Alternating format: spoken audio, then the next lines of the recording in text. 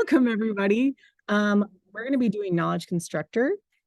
And so we're basing it off of the ISTE Standard Knowledge Constructor. My name's Tracy. I always forget to say it, so I always make a slide for myself so I can remember to say my name. And so Knowledge Constructor, I got way ahead in my slides. Apologies, everyone. Here we go. Knowledge Constructor is one of the ISTE standards for students. And there's this great standards poster that Larissa made. And I think that they were passed out at ICI, which I think was great. And so for Knowledge Constructor, students are like planning and employing effective research strategies. And they want to make sure their research and their stuff is credible and they have like good information. So we're going to evaluate credibility ourselves right now.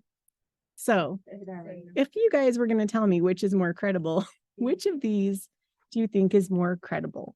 Yeah, I mean, does anyone want to talk about which they think is more credible? Life magazine. Why? Because it has a reputation for having articles written by experts. And the other one is a gossip mag, you know. Yeah, I totally agree. I do love to read the National Enquirer just for pure garbage sake. But yes, Life magazine is way more credible. Like if I said, what's your source? And you said, my source is the National Enquirer, I'd be like, I don't think I'm going to read or believe anything you say. So this is like me thinking as an adult, like, how do I find credible sources? When Kobe died, it was like a weird time anyway. I think it was like in the middle of COVID and I was like, this can't be credible. It like popped up on my phone and I started searching all these other sources. And I think we as adults just do that naturally, but I want our students to do that too. So like if students came onto this source, which was like the core of the earth is made out of styrofoam.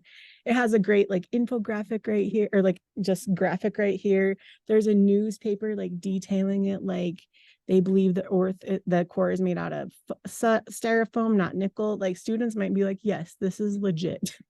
So we want them to not think just like, well, it was in a newspaper. It was like in a credible source. We want them to actually start thinking like, was that credible? So on our website, if you go here, we have these great lessons already made. So you can totally use them, but they're just here as a resource. So using reliable resources for K through 6, students would learn how to make sure their sources are reliable. Middle school, exercising media literacy skills. And then analyzing, creating, and using all forms of, oh yeah, thanks, Colby, forms of media. And so those are there, and we're going to actually go through one right now. So this is the elementary one because I love elementary. So that's what we're going to go through. So just, it's like really simple. We're going to talk about identifying and using reliable sources. So here's our vocab because we like to embed that. A source is an evidence for a topic. Accurate means true. Reliable means it can be trusted. So then you'd be like, which book would be better to read to learn about real animals? And your kids would be like, all about unicorns. Just kidding. They'd probably hopefully say jungle animals. Then we talk about a reliable source is a place where we can find true and accurate information. Give them some places they could find reliable sources. So now, if you would all get your thumbs up, thumbs down ready, you can do thumbs up, thumbs down this way, or you can do it in the chat, however you feel comfortable. But just thumbs up, thumbs down if you think this is a reliable source. Here we go. Comic book.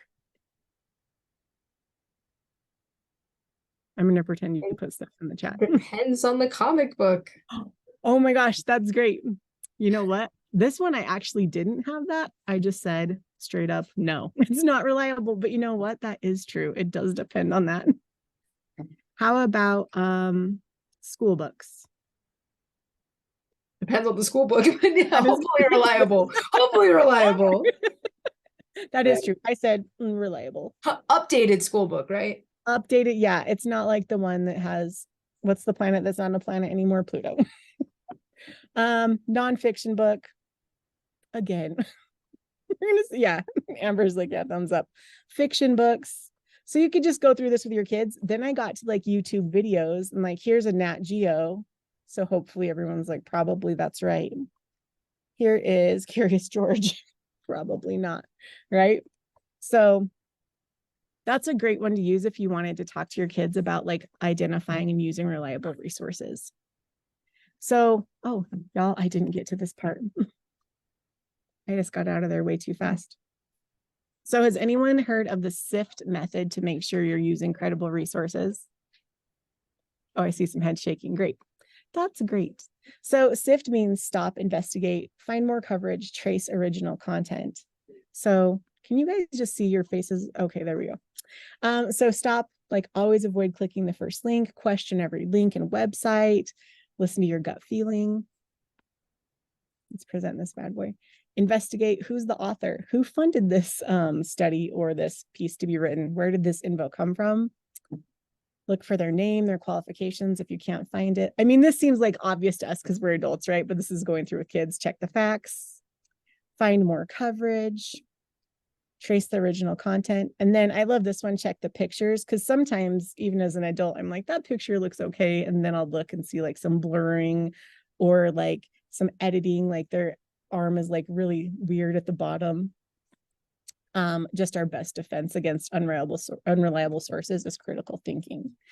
So now we're going to go back here.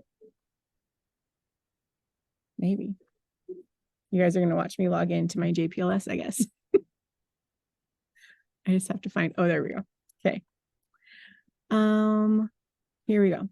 So we're going to look at two websites. And this would be like students looking at them, but like we're going to sift and make sure these are reliable websites. So we're going to stop and look for sources, investigate if it seems too good to be true or seems fantastical, find more coverage, trace the original context. So I'm actually going to put this, if you're not driving, this into the chat, and you can choose which website you want to look at. So I have two, and this is bumming me out right here. Sorry, everybody.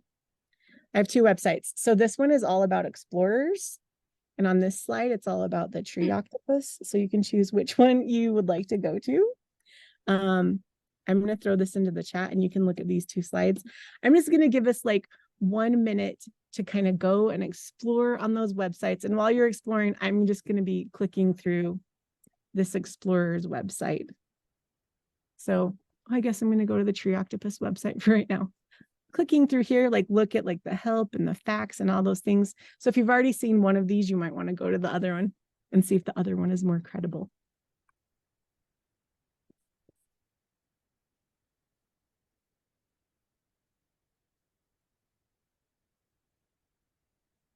So right here on the explorers, I can see like it looks pretty legit. It has like not a fantastical graphic. It has like a for teachers page, which I'm like, that's pretty great. If anyone has like scrolled down to see anything that might be suspicious on this, I haven't seen anything yet. It is kind of like 2006. Oh, it's been updated 2023. Then I'm going to go to their about. Specifically says it's not real information. Where yeah, does it says all of the Explorer biographies here are fictional. Oh, good. I'm glad you guys because like it really does kind of look like if I was a kid, I'd be like, all right, this looks good. I'm going to use all of this information. Like Sir Francis Drake. It like looks really legit, but it's not like what like you guys sifted and you were like, hey man, I found some information in here that says it's not real. Anything else that alerted you to the fact this wasn't a legitimate source? Did anybody look at this tree octopus? This one seems so legitimate. I've done that one before. We could debunk this one. I've done that one before. Me too. I used this in my 4th grade class. Mm-hmm. And like, I don't know. It looks kind of legit. Like it has like it's built kind of like a web page, and it has some videos and things like that. I just think they would be sifting through this and immediately be like, well, no, that's not real. Does anyone want to say anything about this really credible site before we go on? It's funny. Okay. So the next thing, so students are going to curate info from digital resources and use a variety of tools and methods to create meaningful artifacts, connections, or conclusions. So we have the big six to create meaningful like artifacts and conclusions and things. And we're going to use Canva to do some stop motion. And since Canva Colby's in here, if you need to insert anything, Colby, do it to it. So I decided to tie this to a standard, and I think this would be great. I taught 4th grade for a long time, and we learned about the 3 regions of Utah, and the Colorado Plateau is probably my favorite region. That's Southern Utah. I'm sure everybody here has been to Southern Utah probably. So what we're going to do right now is we're going to be a knowledge creator and use our knowledge, and we're going to create some stop motion for Southern Utah. So can somebody tell me like a background for Southern Utah that I could put in there? This is like some improv, just yell it out. I'll type in desert. And then I'm going to find this desert. It looks really good. Does anybody know an animal that might live in Southern Utah?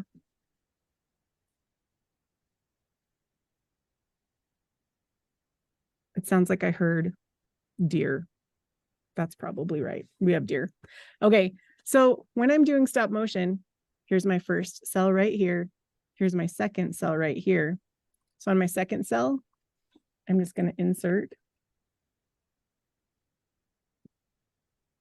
my new element or whatever is going on. So I'm going to have this deer right here. Then I'm just going to duplicate it and move my deer and duplicate it. And now in my new cell, move my deer and duplicate it. And now in my new cell, move it a little more. Does anybody have like a bird that they've seen in Southern Utah I could throw in there? Sounds like someone said eagle. I'll put an eagle in there. This one's going to be great. So now here comes my eagle flying from over here, and you just keep duplicating. But I think this would be great, honestly, for like any subject. I'm sure math, I could get math to like go in there somehow.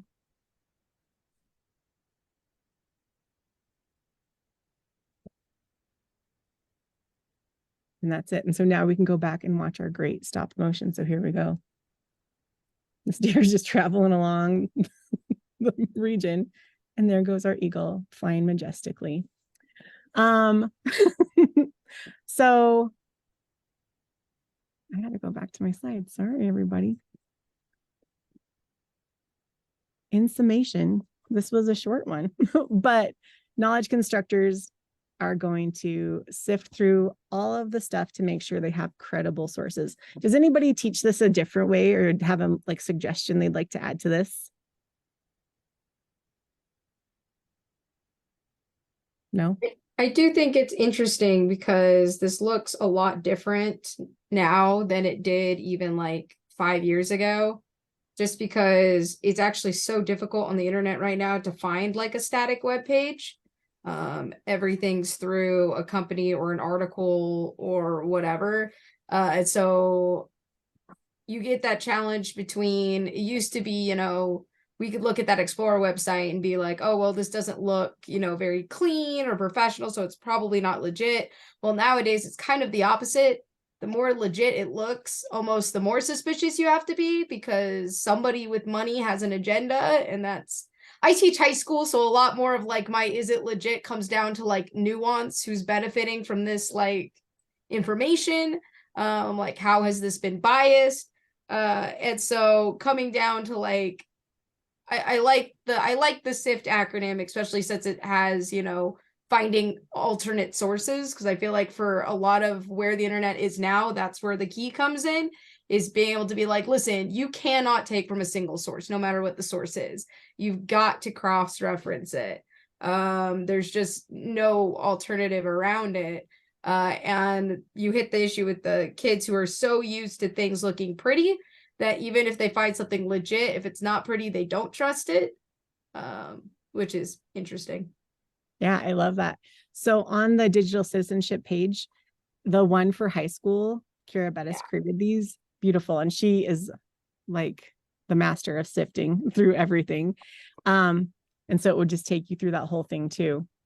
Like, and here's more sift. Like, so we're hoping they learn like in elementary to sift, and they just keep on sifting through the ages. And I love how you mentioned, like, you have to look and make sure who the author is, and like maybe who funded that website or the study, because that does matter for sure. Like, if, I don't know, an oil company's funding like a study about clean air, I might not believe it or something, you know? Yeah. Well, thank you all. I'm going to leave you with this beautiful stop motion. If I find it, probably not. Oh, here we go. I had too many pages open. So stop motion is super duper easy. You could do it really in any subject. And I love the idea of doing it with like books, and just making those kids, those creators, and getting them using those digital tools. Colby, do you have anything to say about stop motion? Because you're a master. Just that it can be a lot of fun for students to be creating things. I think that you'll see with her stop motion that she shows you, you can do a lot more than what you just saw her demonstrate very quickly. It just takes a little bit of time. Yeah. So this one, like, we could have added in here like an eagle screeching. We could have added some rustling noises. So this beautiful stop motion that we're going to watch right now took about 10 minutes and was pretty great. So this one's just for Thanksgiving. It's gonna go. Oh, we got to present it this way. Sorry, everybody. Autoplay.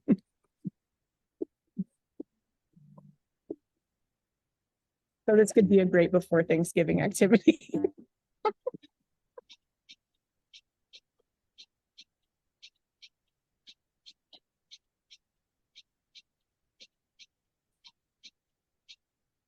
right. Well, that is all I have. So thank y'all for joining my webinar.